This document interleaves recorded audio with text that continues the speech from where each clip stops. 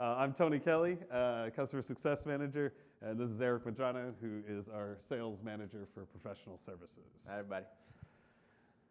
So we are going to go over today just customer success. What does that mean? What do we do? Training your team, some support, an overview of support, and then how professional services can help you, and then planning for new use cases, automation versus application, and then a Q&A. So we'll start right off with customer success. I'm terrible at presenting, so I'm probably going to turn around a lot. With customer success, we really encompass everything in decisions. Really want to be, you can go to the next one, and the next one. Really want to be your voice here at decisions. Customer success covers most things that you'll need at decisions. We're your first point of contact for engaging anything that you require.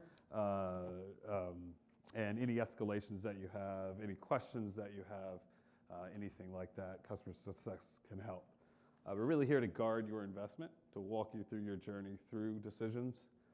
And our goal with customer success and with decisions as a whole is really to get you to automate more, trying to get that second use case out, trying to get that third use case out. How do you do that? Where you should go with those use cases.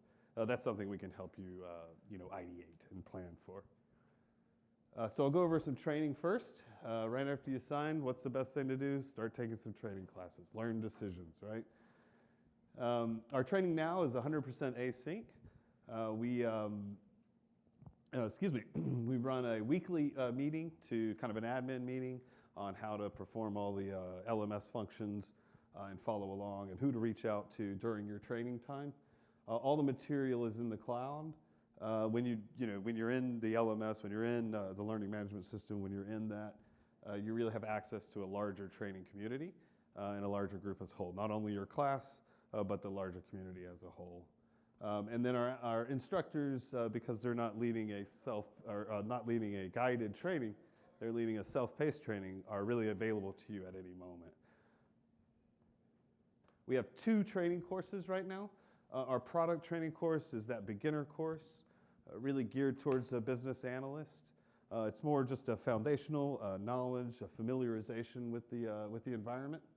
But it is a prerequisite for our other course, which is the developer course. The product training course has about a week of content. It used to be a week long, so now we just say it's about a week worth of content. And then the developer course is that deeper knowledge course. That's a course where you're going to get that practical experience, really get in the tool, start building with that tool. We cover about 5 weeks of content there. As well as training, our official training, we have a lot of collateral available for you. We have extensive library of videos and webinars, all online. Even previous training classes are there still. So we have a lot of rewatchable, videos that are pre-recorded, so that you can watch them as many times as you want. That's how I got through Chem 2. We have a very large documentation site. I think it was even mentioned in the previous class, but our documentation is pretty extensive and really well written. We do also offer paid training where we can customize the training regime for you and not just cover what's in the 2 courses that we offer, but can dive deeper into some of those topics that you'd like. And then we have monthly events.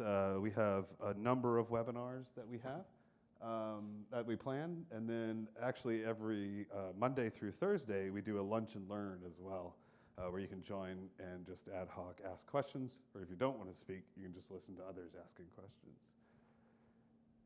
We'll go over support now, kind of what we think about as support.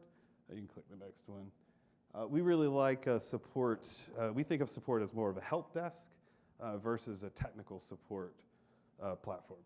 We do have technical support, and we're there for technical support and issues, but we're also there to kind of bounce ideas off of, ask questions. How would I do this? What's the best way to do this? Support helps out with that a lot.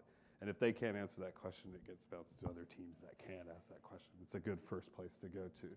Covering things like integrations, production issues, of course, installations and upgrades, how-tos, like I said, and brainstorming ideas. How do you reach support? Email. Email is our best way and favorite way to use support. We do have a phone number. It is manned 9 to 5, Monday through Friday Eastern. But email really is that best way to reach support. It creates a ticket, and so we can track that and follow that through the process. We do have a portal so that you can see all the support tickets that you've submitted. And if you're an admin at your company and would like the opportunity, you can see all the tickets that your company has submitted. Our critical support line, critical at decisions, obviously covers any production critical issues. Our SLA there is, I think, under an hour, answering under an hour, and regular support ticket is under 24 hours. Like I said, we do have a phone, and then we have a pretty active forum as well, so a lot of Q&A going on there. Now I'll kick it over to Eric and cover some professional services. All right, thanks, Tony. So I'm Eric with Decisions. I've been in the professional services team for I've been in the company about 7 years, but most of my career has been with professional services. And my role is really to help facilitate services to help you guys get live, get in production, or if you need services later on after you've maybe had a team and want to start another use case, I would help coordinate that for you. Back when I first started in professional services, we approached projects a little differently than we do today. About last year, we did about 100 projects, and we used our internal methodology. You might have heard it from another speaker, our ABC system. But A stands for architect, B stands for build, and C stands for communicate. And before we implemented this system, we were sitting at around 40% escalation. So we quantify escalation as like kind of an upset customer, maybe missing a deadline or some sort, or maybe we're predicting that we're going to miss a deadline. But since we implemented this system, we're sitting around 10% escalation, which is very good. So we share this slide when customers first sign, and we kind of talk through how we approach projects so that they could, maybe adopt it themselves, or when they engage with professional services, they know how we're going to approach their project. So the A is the pillar for architects. So that includes the week of scoping, requirements document, and an RTM. Those are the deliverables. And then after we architect, so we're big on that. You might have heard that from another session. We then roll into a build phase, and we borrow that from agile methodologies of building in 2-week sprints. And then lastly, communication. So daily stand-ups and a weekly summary. So back to my story of the old days, we really we put a developer on and maybe like a delivery lead. So the 2 new kind of pillars that we really believe in now is the architect, the upfront scoping, and then added a project manager to help facilitate communication and set those expectations. We've always done the building, but now just recently we started implementing that, so that's really improved our success rate. This is what a typical project looks like. So we'd start off with that agile architecture in the beginning. The goal of that is really to understand as much as we can in kind of like maybe we schedule it weekly, in a week, understand as much as we can, document it, and then with the expectation that more requirements may come up throughout the project, but we want to get as much of a foundation as we can early on for planning. And then the little red dots, lines throughout the sprint team means the architect stays attached. They become like the delivery lead. So the same person that kind of scoped it out will then lead the developers to build off of the deliverables that the architect kind of created during the architecture planning phase. Our data says that most of our projects are around 5 months in total, maybe 4 months of development, but we have some time in the front and the end for planning, and then of course end-to-end testing. A lot of people forget that, and they kind of want to turn it on right away. So we want to make sure there's a plan for testing, as well as hypercare. First, we're just more available during that time of hyper sensitive time when you just flip the switch. You want to make sure we're available and you have some hours on hand to assist with that moment. The architecture process, I think process mining, we're going to talk a little about that more. And I think tomorrow, Mark's got a couple sessions for that, but the process mining, it can be a part of the architecture process. And I'll just quickly go over it, not too much, but the process mining essentially, if you have old systems that have event log level data, we have our architecture trained to analyze that, put that data through our system which creates an analysis report that we can then use to help kind of guide our architecture discovery. If you don't have it, then they end up starting with storyboarding, doing some technical requirements, and then the technical requirements is mostly a business requirement document, but with a little bit more data models and mockups. And then the requirement traceability metrics is really what the most value that most of our clients get out of the architecture process, because it breaks it down into estimates. And actually, Tony, if you want to click that real quick, we might be able to show an example. I don't know if it's going to, the RTM. I just want to at least show them. Okay, never mind. Okay, now maybe we'll email that later. So moving on to the architecture exercise. This is scheduled weekly, like I said. We used to do this on-site all the time, but now we've done a little bit more remote, but we're getting back into doing it on-site after COVID. But really just having that week of planning and letting the architect then, the following week document more of document those deliverables, and then essentially it's your recipe, your plan for how to execute. So you got 2 Mondays in that.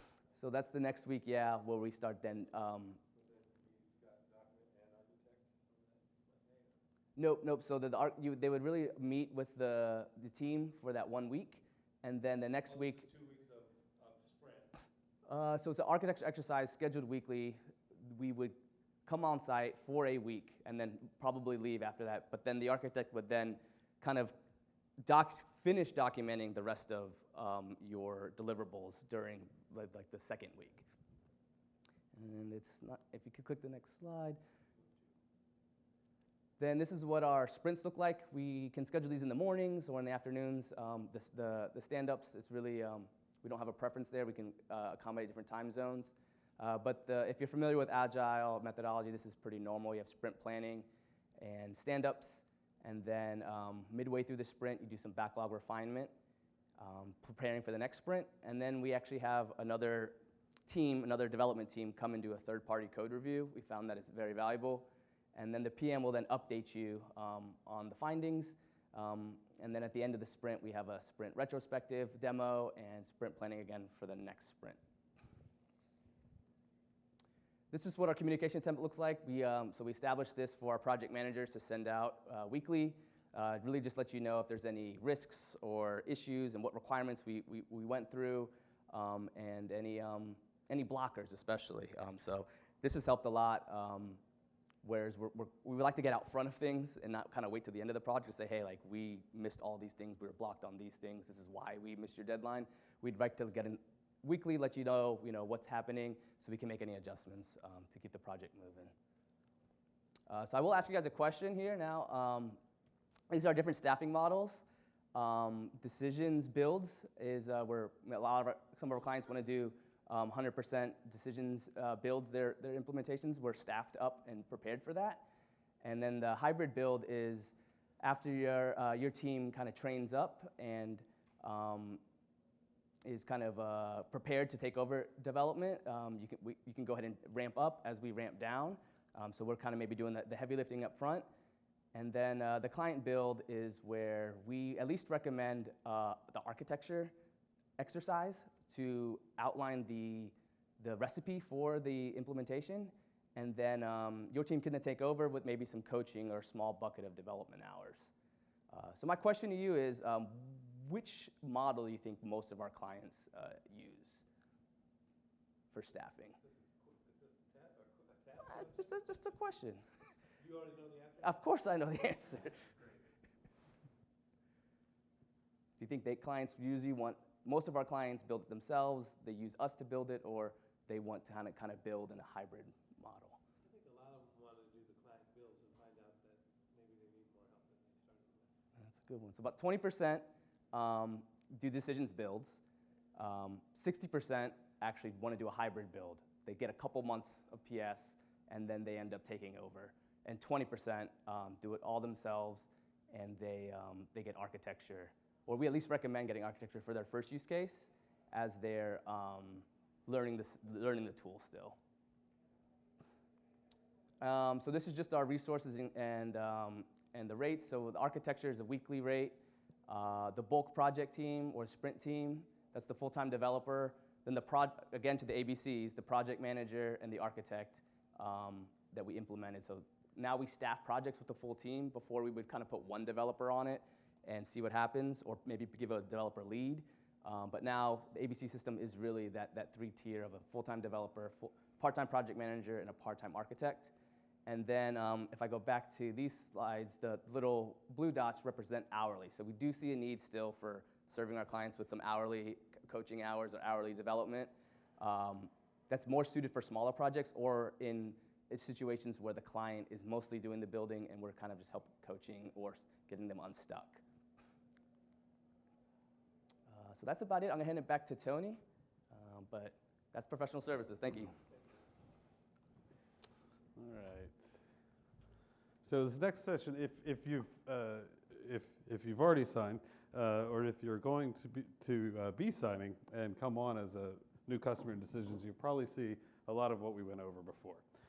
This section we don't usually cover on our welcome call. I've got a few notes here, but I wanted to kind of touch on center of excellence and automating more.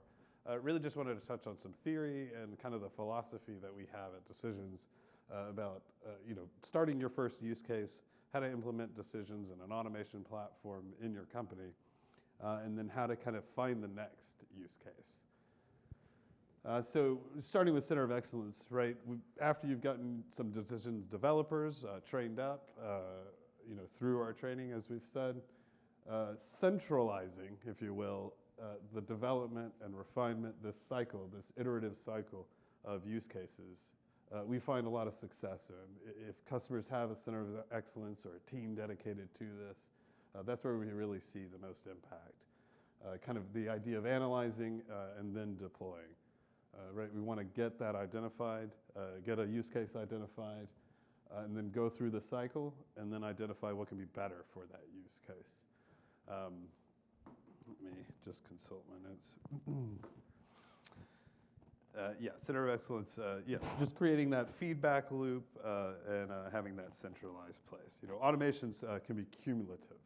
And what I mean by that is, if you have a use case that you start out with, say employee onboarding, now you have an object called employee, and you could take that employee now that you've already established that framework, and use that to build on that. Now I want to, a promotion, an employee promotion is my next use case. And so I've already got that object, I've got that framework established, I've got that experience established, and then I'll move on. So finding ways to automate more, 3 big things, and this is taken from, if you were at Decisions Days, you might have seen couple of these slides before, but automating more, 3 big processes or buckets to that: a business rules engine, and then applications and back office automation. And that's really key there. We want to distinguish between automation and application. Every solution does not require a CSM or CRM. I'm a CSM. They don't require a CRM. We do. I guess they require me. I don't know. Just want to make that distinction, right? It doesn't require a fully built-out application. Full built applications take a long time to build, and they're highly complex.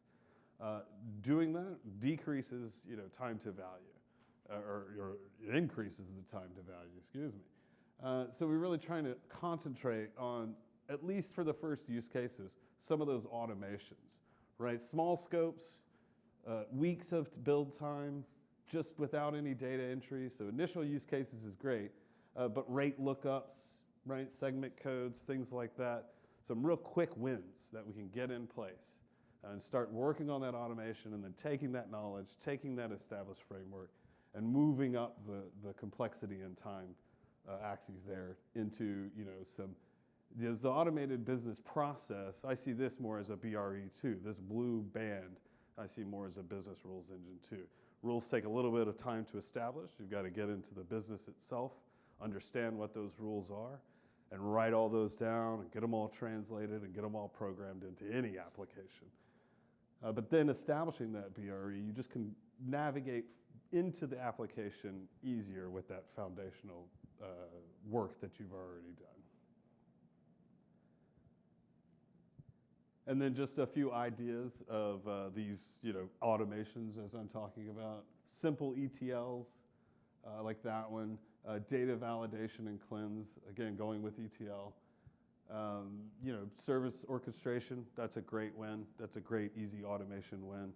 Joining disparate systems together and getting them to talk to each other without a full application that automates a process, any recurring tasks, dumb notifications.